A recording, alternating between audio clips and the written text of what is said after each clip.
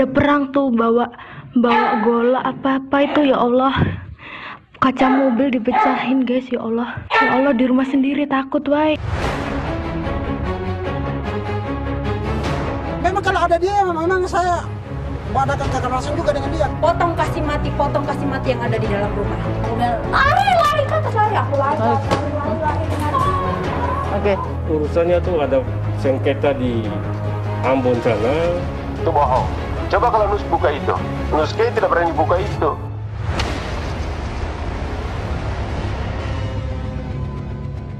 Saya sudah ada di klaster Australia, perumahan Green Lake City. Ini adalah salah satu lokasi tempat kejadian perkara dari insiden penyerangan yang dilakukan oleh kelompok John Kay terhadap Nus Kay dan keluarganya. Pada insiden ini ada 2 orang juga yang terluka yang bukan merupakan keluarga dari Nus Kay, yaitu salah satu petugas keamanan dari perumahan Green Lake City klaster Australia dan juga salah seorang pengemudi ojek online. Saya ingin tahu korban petugas keamanan yang juga menjadi sasaran atau terluka akibat insiden penyerangan ini.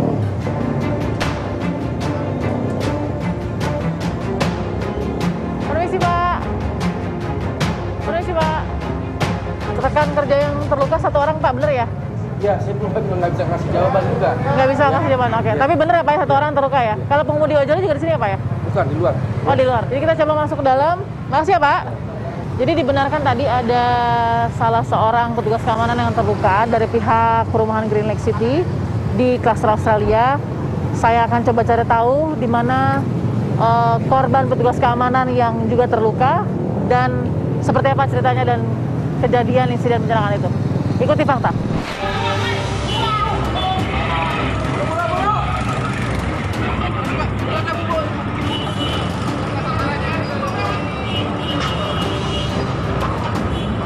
Ada apa aja mau Pak? Tahu.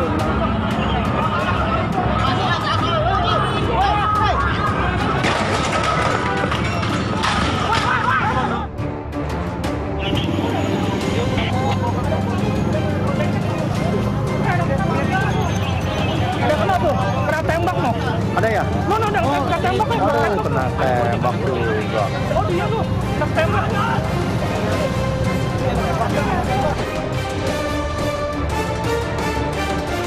Oke, jadi saya sudah coba ditanya beberapa informasi ya. Saya sudah dapatkan informasinya. Siapa petugas keamanan yang terluka dan kita akan coba tanyakan apa sebenarnya yang terjadi. Bagaimana faktanya? Ikuti fakta.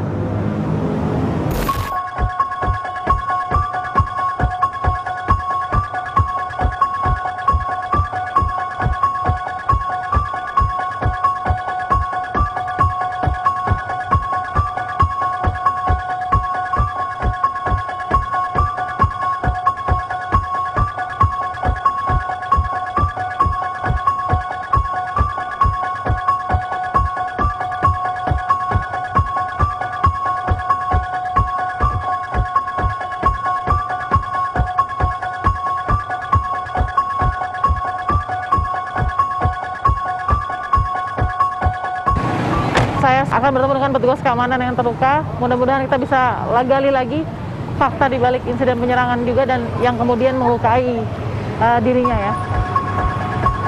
Assalamualaikum.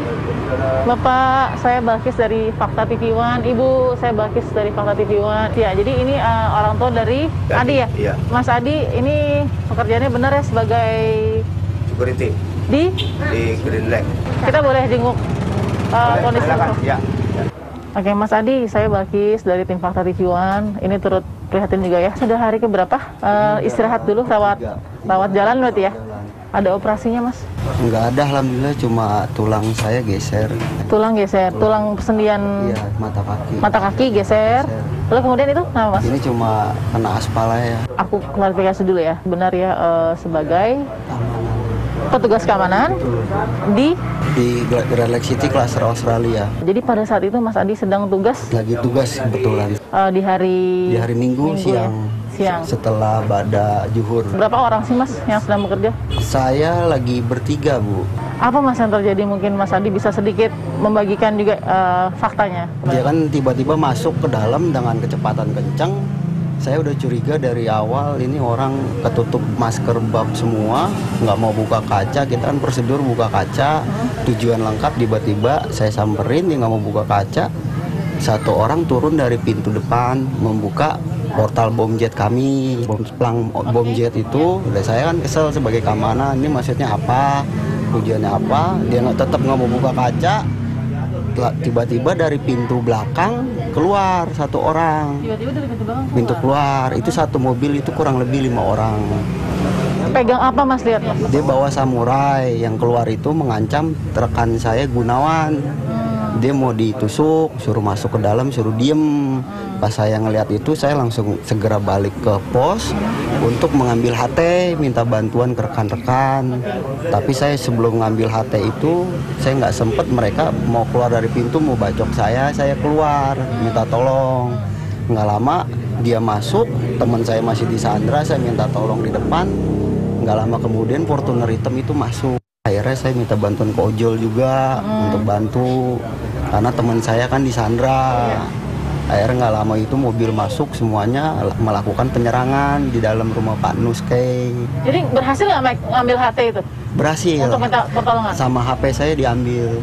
Oleh? Sama pelakunya mah. Saya nggak berhasil megang HP. Handphone yang mana? Handphone ini. Ini yang sudah balik lagi? Udah balik. Diambil karena? Saya mau manggil temen kan, minta bantuan. Dibuang sama dia ke taman. Biar nggak ada bantuan kan. Berhubung saya lolos, mereka pun di dalam mau lakukan penyerangan itu sudah panik karena ngelihat orang udah banyak. Siapa saja yang berhasil Mas Adi panggil? Rekan saya Alpian dan Ruko, sama teman saya yang di Ruko, sama pihak ojol. Selama ini kan kejadian di dalam, saya ngelihat sudah selesai?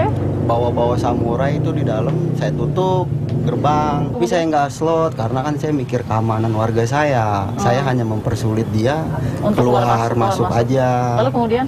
Dia keluar nabrak, saya ngindar. Saya kan sebagai keamanan punya tanggung jawab, akhirnya saya kejar karena driver ojol pun ngejar mobil itu. Dari belakang saya ditabrak Ahila hitam. Ditabrak? Ahila hitam. Saya ditabrak hingga mental, lumayan jaraknya. Itu Mas nggak lihat ada Ahila hitam itu? Nggak tahu, saya karena fokus ngejar Fortuner itu. Ojol juga ngejar Fortuner 3 motor, ternyata sampai di tengah jalan Fortuner itu berhenti mengacungkan senpi ke pihak ojolnya. Jadi ojol diacungkannya gimana Mas? Langsung atau ke atas? Langsung ke orangnya. Ke udara atau? Langsung ke orangnya. Ada kata-kata nggak yang keluar? Dikeluarin sama dia. Kamu ngapain? Nggak usah ikut campur. Akhirnya pihak ojol itu kabur. Saya nggak tahu ojol yang mana, 3 orang itu. Ada yang terkena nggak?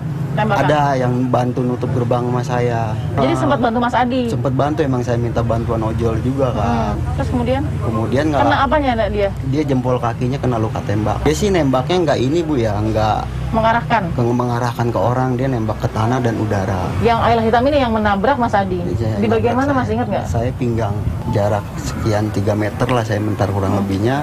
Nggak lama saya hindar lagi, kaki saya dilindes. Dilindes ya Mas, ini dengan kondisi Mas sudah tergeletak? Dilindes sama beliau, sama pelaku. Nggak lama saya udah terkapar. Dari belakang Ahila putih, dari dalam udah mengancungkan senpi. Ada kedengaran nggak? Kedengeran. Letusannya berapa kali Mas tadi? Kurang lebih 7 kali saya dengar. Soalnya dari dalam klaster saya dia yang nembakinnya. Apa sih Mas yang paling menjadi harapan Mas Adi ya, menjadi korban penyerangan seperti ini? Karena prosesnya sudah di pihak kepolisian sekarang. Ya saya kan pengennya pelaku itu dihukum seberat-beratnya karena kan beliau udah bikin ulah di negara kita berapa kali. Apalagi ini cuma konflik saudara tapi merugikan orang banyak. Udah banyak korban yang jadi kena, yang nggak ikut campur kayak saya pribadi kena, ojol juga kena. Salah satu korban dari insiden penyerangan kelompok John K. Kita akan temukan fakta berikutnya.